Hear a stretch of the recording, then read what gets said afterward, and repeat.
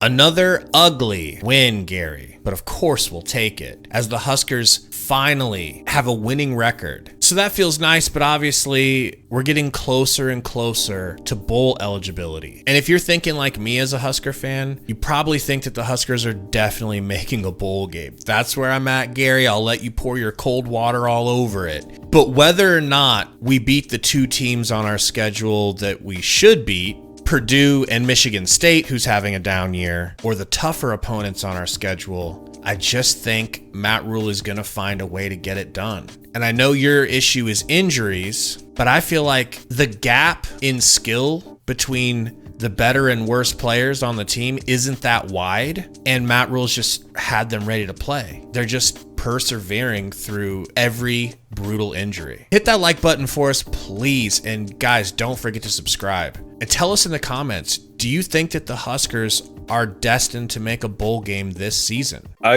agree with you 100% with Rhule finally having his fingerprint on this program. And I don't mean finally like it's about time. I just mean a coach, period. Getting things shifting or momentum heading in a direction they want it to go instead of constantly fighting this uphill battle that it seems like we've had the last couple. But you could make that argument that you made that, you know, some of these guys that are, you know, maybe true freshmen or guys that we haven't seen a lot but have just been working with the staff and going to the guys that they recruited that were brought here to fit their systems and things like that, you would think long-term is going to be better, but how soon? And if, like you're saying, if the talent gap isn't that drastic, then yeah, they can keep losing two key guys a game for the rest of the season and be fine as far as bowl eligibility goes. My concern is, especially when you start taking chunks out of that offensive line and they were the better parts, right? Like we've talked about how Ben Hart's improved, but we've talked about how most of the strength of that offensive line, for better or for worse, but like the better part of it has been the interior, you know, the center and the two guards. Well, you lost a center and you lost a guard. I don't know how long Scott's going to be out. He made it sound like Piper's,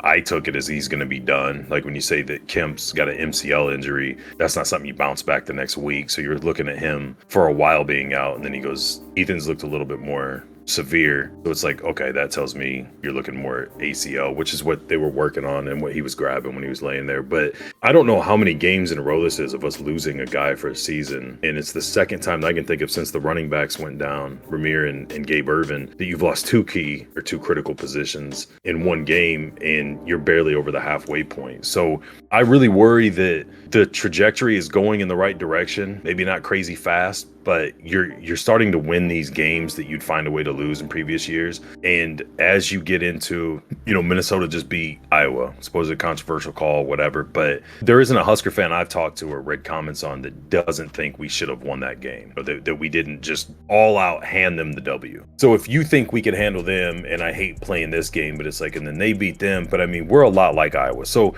you know, get past the Purdue and the Michigan State game. Wisconsin doesn't look like they're unbeatable. Iowa doesn't. But Iowa and Nebraska are very similar with relying on the defense and just thanking God for every point you can get out of the offense. And, you know, who knows what happens with Maryland. If our defense can stay stout and shut down their offense, that's what they run on, you know? So, I mean, for me, it's a complete crapshoot right now looking down the barrel of the rest of the season between we could not win enough games to make a bowl game, to getting into a bowl game, to winning out every game we've got left. So it really concerns me. I feel like more than like you or other people that we, you know, kind of talked about, especially before this game. But for me, it's even stronger after this game. How many more key injuries can you withstand and still grind out these wins? We talked, and you know, during the stream, we've brought up a lot the last couple streams. 1 point or 20 points, it doesn't really matter. Our offense isn't geared to blow out teams, but it's not geared to play from behind. So it's a real concern for me, man. Like it really has me worried to the point of like, if I was able to bet money or had to bet money, I would bet we're not going to make a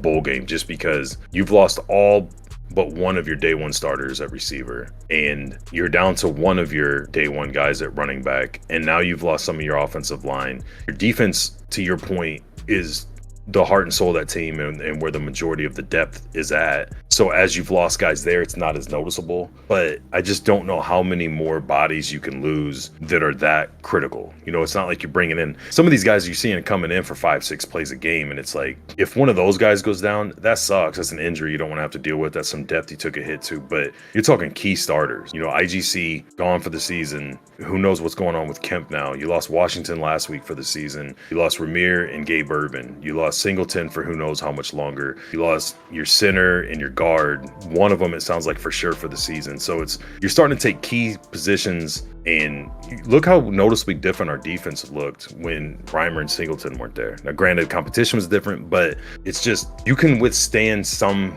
injuries in some spots, but it's just starting to stack up to where I think it's just going to be too much. And I hope what you're saying, like, I keep thinking that, like, from the optimistic side, is that hopefully these guys that have had all this time to work without worrying about gearing up for a game or being judged on game film and everything, they're just grinding and working on their individual craft of what they're going to be asked to do when they come in, is paying off, and it's helping them develop at a faster pace than if you're trying to kind of coddle the playbook for him when you got to put him in, type of deal, if that makes sense. So I'm hanging my hat on that and hoping that's what happens. I just worry. There's nothing that makes me think, okay, we should be good. We probably won't see any more injuries. Like, it's obviously an unpredictable thing, but when you're getting used to seeing it every week, I'm just kind of anticipating, like, okay, not if, but how many guys are we going to lose next game? And then the same thing the next game. And at some point, man, I don't care what team you are, it just takes its toll and there's nothing you can do about it. And Big Ten West isn't that great. So again, to your point, yeah, you can withstand a lot of that, but these are all scholarship athletes too, and they've got their strong points and their strengths and weaknesses, and they're going to be able to exploit things a lot easier when you're going in with, you know, half of your roster essentially as you wind down the stretch. Once again, tell us in the comments what you guys think. Are the Huskers going to a bowl game? Or like Gary said, are the injuries going to pile up too high for the Huskers to overcome? Until next time, go Big Red.